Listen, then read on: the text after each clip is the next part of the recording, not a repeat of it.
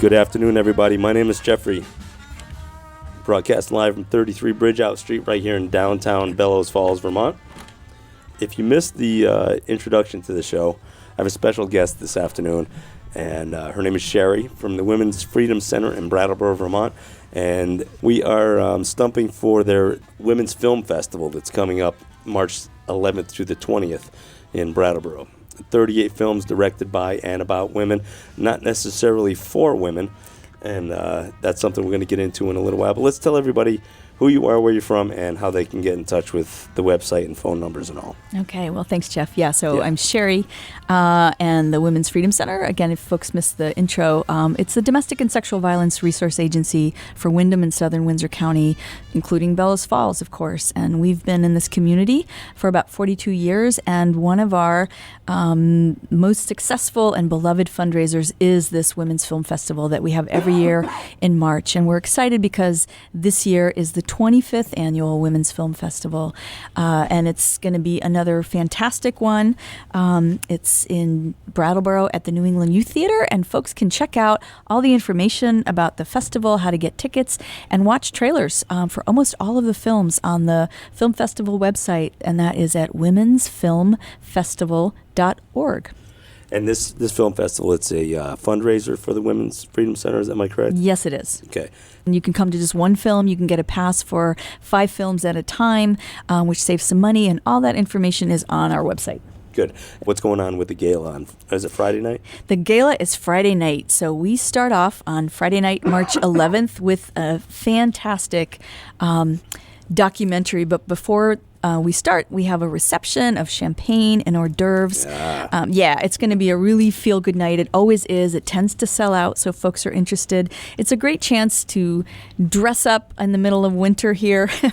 But really, you also don't have to. You can come dressed in whatever makes you feel fabulous. It's just a great night to, honor women, right? And so the film that we're going to be watching is called Mavis! And it's really the first documentary that's ever been made about the amazing Mavis Staples and the Staples singers. So, as I said earlier when we started, this documentary has everything. You are going to be tapping your feet in the first few minutes of this thing. So it's a really feel-good night. You definitely need a handkerchief or some Scotties along with you, because it's very powerful, and it's an incredibly emotional film as well. Yeah, and this being the 25th anniversary of this film festival, and for 25 years, has it always been a benefit for the Women's Freedom Center, or it always has been? Right? Yep, it's always been, and like all of our other fundraisers, we see it as an extension of our work. And so sometimes folks ask, how is this connected to the work of ending domestic and sexual violence? And we really try to, first of all, have our activism connect all the dots. And we all know that, film is such a defining force in our culture.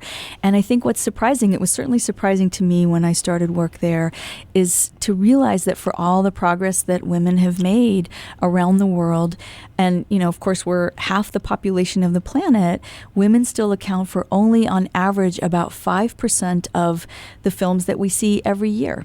And that's over the past 20 years, there's not been a lot of change. So that means about 95% of the films that we all see and that we import around the world come from a not only male, but white and straight perspective. And so we really want to take a look at, what's the impact in our culture? And that's the reason it's connected to our work. The content is quite different in male-made films. And, the bottom line is women should have a chance to tell their own stories. And as I said, the content is different. So there's a much greater likelihood for female characters with even speaking parts. I think the likelihood is they're 4 times more likely to be hypersexualized in a male-made film than a male character would be. So if you think about that as a backdrop for what women and girls experience every day, we're just bombarded. This is what they're seeing, right? Women are seeing this, men are seeing this. We're all exposed to this very distorted kind of view of each other's humanity, right? I mean, it's an insulting take to the audience, basically, that women and girls are not treated as whole and complex human beings. And I would say, too, in many ways, there are certainly pressures on men in mainstream media, and the hyper-masculine pressure and hyper-violent pressure that comes out there in mainstream media. So we're not saying that it's, it's only impacting women in this way, but it's particularly harming and impacting women. And that's how this is connected to our work. We're wanting to, first of all, give these amazing filmmakers a chance to be seen and heard. The stories, just because, again, these are female filmmakers, as you were saying, does not mean that this is a festival just for women, right? Women every day are 50% of the audience for male-made films. So we absolutely encourage men to come show solidarity for the women in your life by coming to this festival, solidarity with women in the world. These are amazing films, so you're going to have a good time, an eye-opening time. It's they're films by women, but it's inspiration for all of us. So there's so many things I wanted to touch on as you were speaking there. When you say male-made, and this, I just wanted to clarify, hit this home, that we're talking about male directors, male writers, male directors, male producers, screen, people that cast the programs and things like that. So that's 95% of exactly what we see, what we're exposed to on American films, right? I mean, American movie theaters. For the most part, American movie theaters, but around the world, it's similar, if not even more extreme. Right, absolutely. Yeah. And again, this is one of our most well-known imports around the world, right? Hollywood, right? It's like a template for, like Hollywood sexism is kind of a template for everyday sexism. Sure. And that, of course, is a global phenomenon. Sure. Right? So, what, I think 40 years back, let's just pick 42 years back, how much has changed in the way civil rights and the way we view, it hasn't been great, but we've made strides in almost every facet of that, except, James Brown was right 42 years ago when he said it's a man's world, and it's still a man's world, whether it be movies, politics, whatever. Yep, absolutely. And I think, there's so much to say about just the unique enormous power of the media and the film industry, right? And so if those gatekeepers in that particular industry are still replicating the kind of, I guess, good old boy kind of hiring practices, it really ripples out. And the statistics on that actually show there was a study. Let me see if I can find exactly when this study came out. I think it was in the past year. And this comes from the Women's Media Center. On films with at least one female director, women comprised about 53% of the writers and some of the other staff as well, whereas on films with exclusively male directors, women only got 10% of those jobs, right? So it's the whole pyramid and hiring structure where women tend to create a bit more equality across the board. When women directors, writers, or producers were part of the set, they gave a little bit more significant airtime to other women. They were a lot less likely to hypersexualize them. They just treated them as, whole human beings, right? As equals, right? Absolutely. And again, we are not knocking wonderful content and wonderful quality films made by men at all. Hats off to them for trying to do that, because there's a lot of pressure even to get anything of real quality made in a culture where, the same plot lines tend to just be recycled, right? Shoot 'em up, cars exploding, hyper violence, lots of weapons, etc. We're all up against that, even beyond gender. But then if we just take a look at where is this content coming from that passes for entertainment year after year after decade, then we take a look and see that, as you were saying, not a lot has changed in terms of diversity. And again, racial diversity, certainly not gender diversity. Right. So this has been going on for 25 years. This is the 25th annual Women's Film Festival put on by the Women's Freedom Center. How does this festival tie into the theme of the Women's Freedom Center? Well, we try to zoom out and have really the broadest possible conversations when people ask, what contributes to the culture of violence that we're all still steeped in.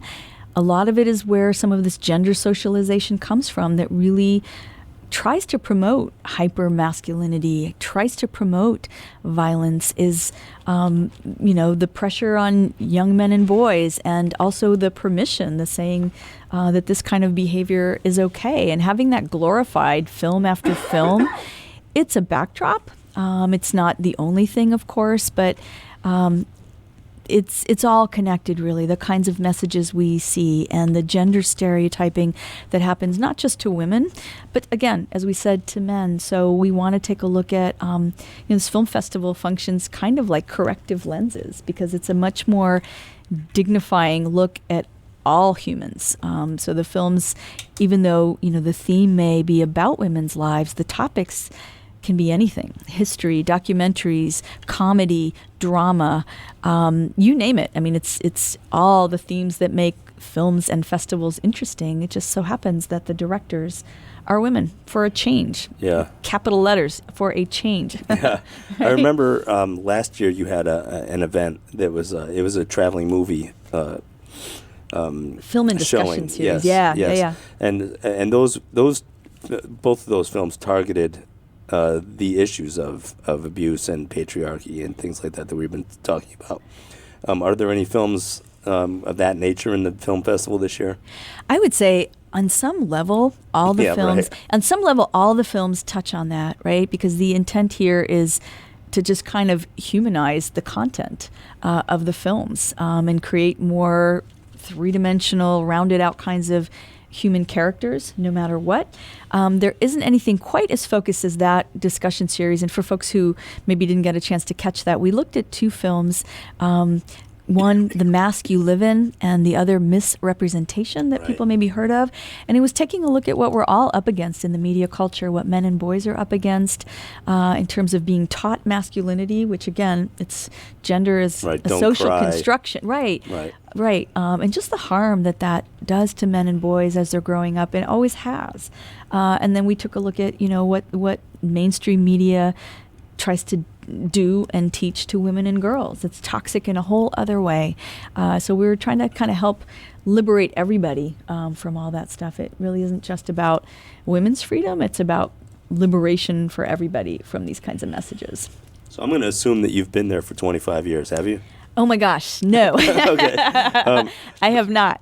So through what you've done for however many years, what do you think has changed over the last quarter century of this film festival? Have the movies changed? Have the themes changed? Have the audiences changed? Yes, those are great questions. What I would say, I mean, there's sort of what's changed for us in our community and what's changed in the culture. Again, in the broader culture, there's still a lot of work to be done, right? We hear it every year, even just, Oscars are coming up. There's still a lot of work to be done to have more people have a chance to get access to the mic, to get behind the camera, to direct, all of those things. So that's part of the work. That still needs to change. But just the fact that we're even having this conversation right now shows progress. The fact that there are probably more men attending the festival steadily every year, and we welcome that. Our male allies are a huge part of helping us shift the culture, because, this obviously the issues we're talking about here aren't about gender ultimately. They're about behavior. So we welcome more people to the festival, and the festival itself has grown in popularity. We get not only coverage, but attendees now from, all around New Hampshire, Boston area. I mean, it's kind of a gem in southern Vermont, but people from Western Mass come. So that's on the positive side. There are a lot more people coming, and it's such a breath of fresh air to come watch media that really dignifies everybody's intelligence, right? Watching it, it's not just sort of trying to dumb us all down and present the same thing year after year for profit.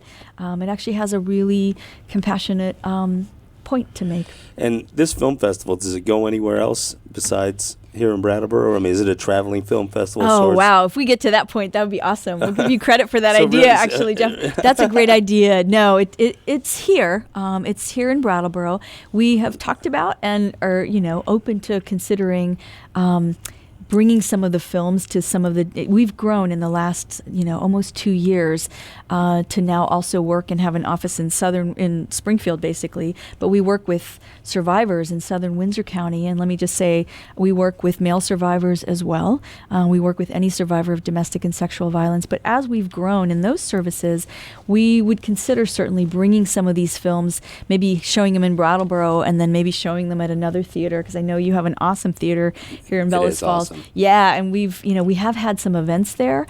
So maybe down the road, but it's, kind of a staffing and a funding issue right now. Right. But it's a great idea. And in the meantime, we welcome folks come into Brattleboro for these 2 weekends of amazing. You can have your own sort of mini movie marathon, and it's all top quality. So I'm curious about production. It's the way my brain works. So who compiles this list of movies and or films, and are they all shown at the New England Youth Center? Yes. So Yep. the entire event Yep. over the, what is it, 9 days, right? It's the 2 weekends, basically. Oh, okay. So the packed Okay. 2 weekends. Yeah, there have been So years it's where not- we've had some on weeknights, but at this point, we've packed it all in because it's harder for people to come out during the Sure. week. So to give people a chance when, not everyone's off on the weekend, but most people can make a little bit more time for these films. So all at the New England Youth Theater. And as far as, and this is another positive thing, we, as the festival has been around now for 25 years, the submissions that we get more and more submissions, amazing quality films. And, folks should just know for these 38 films to be in the festival, there were also some really wonderful films that just didn't make the cut because Right. to add great. another weekend, there's amazing quality here, right? So people seek the Absolutely. Women's Freedom Center for this event. All year long, basically. A lot of work obviously goes into having this many films from around the world. Sure. So, we get some of them sent digitally to us, but we also start to get these really fabulous FedEx packages with stamps from all over the world, from filmmakers, young amazing. filmmakers, old filmmakers, with these beautiful stamps from around the world, hoping to get their films in the festival. So many, many films come to us. This is a small percentage. I don't know what percentage these 38 films are of the total that we got this year, but it's quite, it's somewhat competitive, really, to get in the festival. And to answer the question, we have a very spirited group of board of directors, and so they're the ones working on this, watching and screening all of these films. Sometimes if there's a question or people aren't sure, they may bring it to those of us advocates on the staff to also kind of weigh in on that. But for the most part, that's part of their fundraising work on the board of directors. So they get the credit. It's a lot of work. It's definitely a labor of love, and well worth it. This is we love hosting this festival. It's a pleasure to be. And all these films, I can only assume they're being donated. Right. Or do they want money back for? No, we do pay for some. Oh, really? Yeah, Uh-huh. and that's why, in part, the fundraiser covers not only that, like our overhead, we pay, to rent the space for a bit. Right. Some people, if they're able to, give us a break. And some of these young filmmakers, this is how they're trying to get started also. Sure. So we want to be able to pay them for their work and not expect that is necessarily a donation. So it varies on that. But that's what, in part, people's entry fee covers that. And then primarily it goes to covering the crisis services that we provide 24/7. So let's talk about some of the crisis services now that we got the air.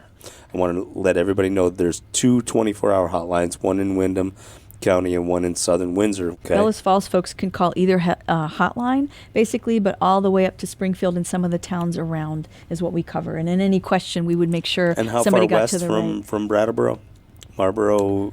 All of Windham Wil- County. Wil- all well, of Windham County. The whole. Wilmington? Is that part of Wilmington is part of our. Okay. Yep, part of our area. That's a pretty big Whitingham. area. It's all of Windham County. land basically. mass. Yep, it is a big land mass for sure. And there's 2. You can find these online at the website, which is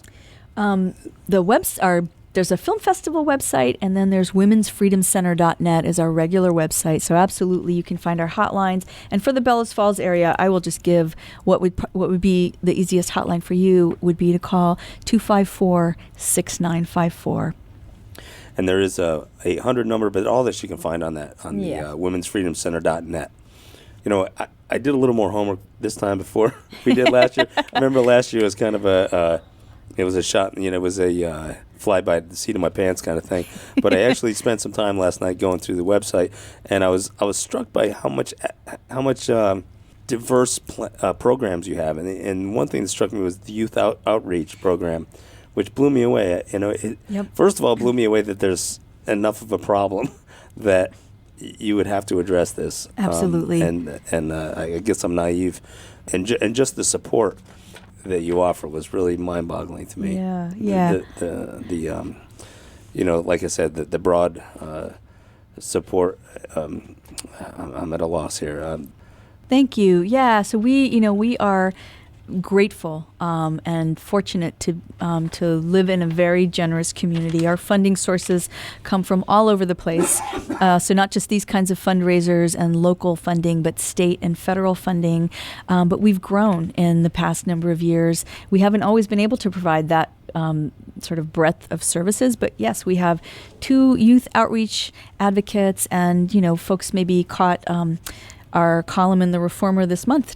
February happens to also be Teen Dating Violence Awareness Month. So we try to be part of the conversation in the community at any sort of level, if you want to call it that, or in any arena. We're open to even tailoring sort of workshops or informal conversations with not only schools but community organizations. For instance, the films we talked about earlier, that was a film series we had at lots of different libraries all around the area. We come to workplaces, we come to doctors' offices and have small sort of in-service trainings about domestic and sexual violence. And as far as, the work that we do with youth, we want to give them some skills to help end domestic and sexual and dating violence, because it absolutely impacts youth as well. They live in the same culture with the same sort of toxic messages that adults do. So we want to give them some additional tools just to know what the resources are and help kind of debunk some of the myths and stereotypes that really feed into this whole problem. So, and we talked about this a bit, but I did want to reiterate, because I thought the conversation was worth having, that men are usually minimally involved in working towards ending violence against women. Yet the ultimate responsibility for the perpetuation of violence should lie within the victims, but the perpetuators, which led me to a question, and I'm not sure exactly where we would point people, but much like if somebody wanted, it's a habit, it's a habitual thing, it's something it's a habit that you need to break, or ideally would like to break. Yeah. And if you see yourself maybe, say, oh, geez, I've been drinking too much, there's a place to go. If a male or a man acknowledges the fact that, geez, I got to get some help, can he call the Women's Freedom Center as well? And absolutely. And what I would say is, and like any caller, a survivor or somebody who is recognizing that he or she needs to get some help and wants to make some change, you can call our hotline anonymously, and we can give you the number. There is a wonderful therapist in town, and he's been running the batterers intervention programs. There are some all over. We can let you know where you could get some help around that. And what I would say, the only sort of slight shift in language that I might use there is it maybe has become a habit, but I think what's really helpful for us all to kind of recognize is that nobody's born this way, right? This problem is certainly not about maleness in any way. We welcome our male allies to the conversation. It absolutely is going to take their help. Because a lot of the either respect or disrespect that men and boys learn for women and girls comes from other men, right? And so men have access to unique conversations with other men that we women will never have potentially, right? So we welcome them being part of the solution there, and we recognize that there are plenty of good guys out there trying to also do their part in that. But overwhelmingly, perpetrators do tend to be male, and sometimes it can be in same-sex relationship, or primarily it's in heterosexual relationships. But it's a learned behavior, right? It's a taught behavior. The whole culture may teach it. Again, media, films teach some of that, but it's a learned behavior, and it's also a choice, right? Because while we all may be exposed to a lot of violence, most batterers even, they're not necessarily just reaching out and slugging their boss or their friends or harming. They're picking and choosing who they think they have a right to harm, and it's typically behind closed doors. So it's not something where they just sort of are out of control or lose control. It's much more that they're kind of obsessed with staying in control. Right. It's the opposite of what they might be using as an excuse. Oh, I just lost control. It's about control, and it's about maintaining control, maybe at any cost. So that, to get back to, is there help out there for them? Absolutely. They can connect and, participate in sort of group conversations to try to help unlearn this and to have some support around that conversation. But, it really takes a long look and some long commitment around that. But we encourage people to do that if they know that they've got a problem. It does need to be, it's on them, right, to take do that work. Right. And it's much like what we were talking about. The problem lies in the patriarchal structure of our society. And we talked about the 95% of the movies being created by men. Right, yep. And that whole philosophy that comes out of it. Yeah. Okay, so we addressed that one. That one was too deep. This is the creative process live, folks, right here. Yeah. So we talked about briefly the bystander versus the active bystander. Mm-hmm. And you can find this on their website at womensfreedomcenter.net. But if you scroll down into who is a bystander, it ends the that whole portion of that informational paragraph, how men can be allies. And this was really kind of striking to me that this, to me, should be common sense, right? Mm-hmm. But to a lot of people, obviously, it's not, because somebody had to write it down here. And, good point. So don't remain silent. If you know a brother, a friend, a classmate that, it's like, geez, he's at it again, Mm-hmm. You don't just walk back to your house and shut your blinds and not take part, because then you're an enabler at that point.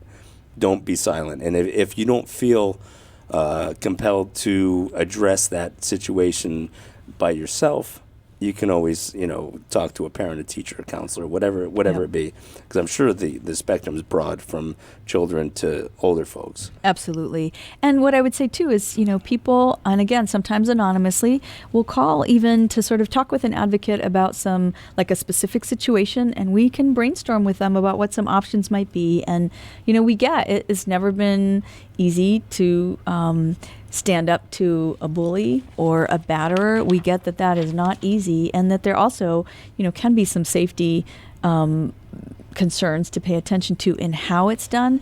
But just first of all, being mindful, because we're all surrounded by not only survivors of domestic and sexual violence, whether we know that about them or not. We all know batterers.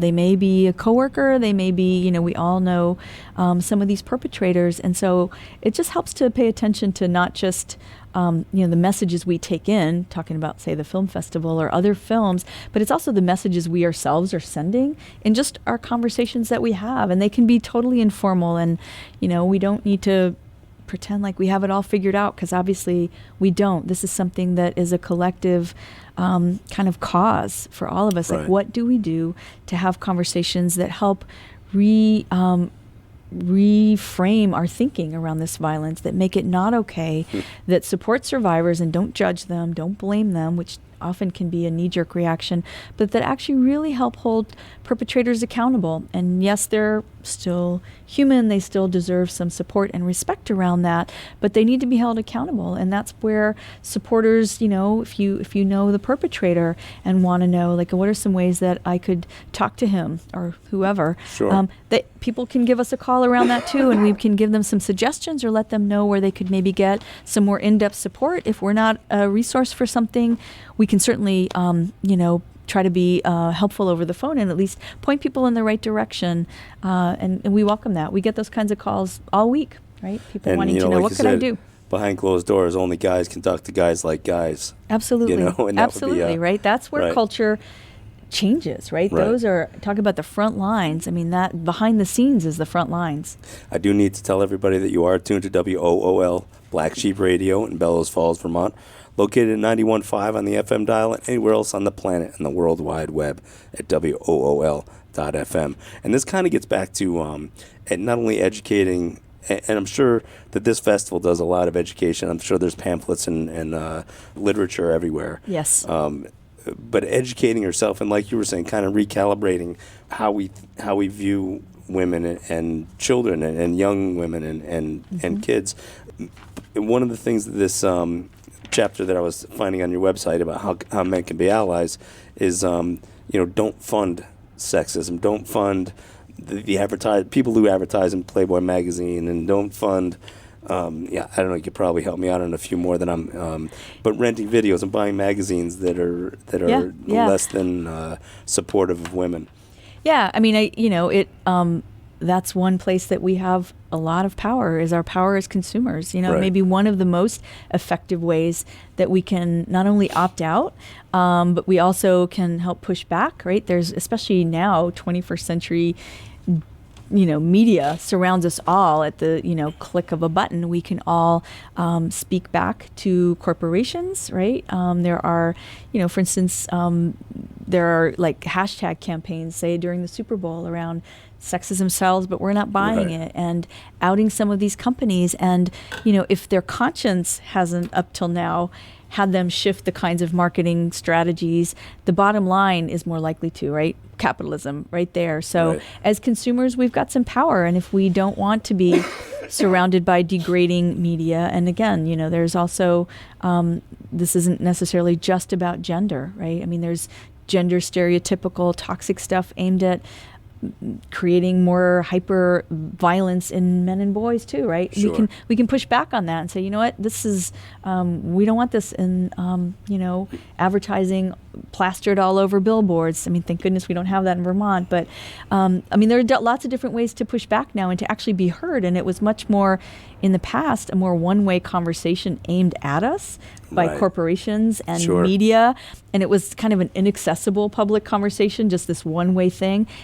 It's not like that anymore, right? There are a lot more ways to be a resistor now. That's good. To speak out, so and also just changing. to opt out. Yeah. It's not a dark future we have.